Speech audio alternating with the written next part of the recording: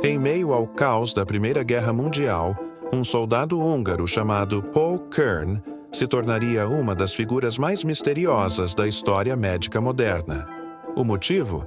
Depois de levar um tiro na cabeça durante uma batalha, ele simplesmente nunca mais dormiu.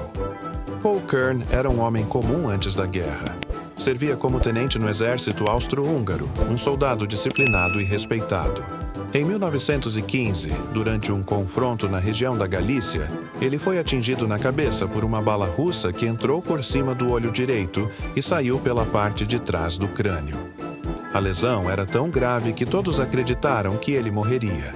Mas, contra todas as probabilidades, Paul sobreviveu. Quando finalmente acordou no hospital, algo estava diferente. Ele estava lúcido, consciente, mas não conseguia dormir.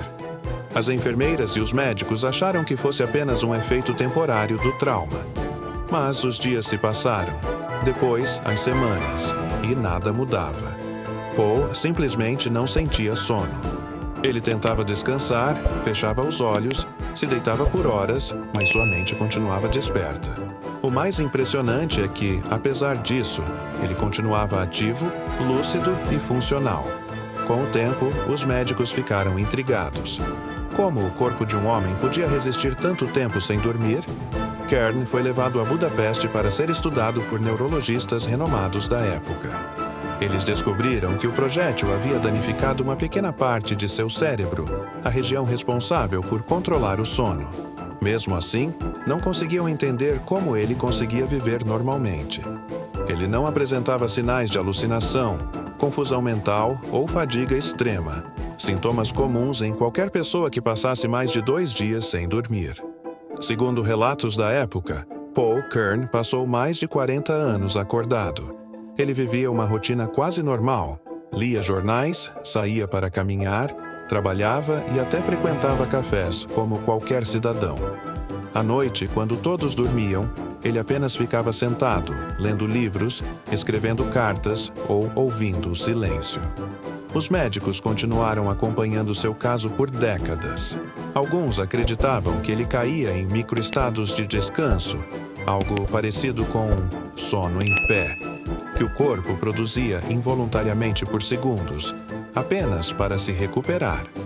Outros achavam que o cérebro de Kern havia desenvolvido uma forma completamente nova de funcionamento.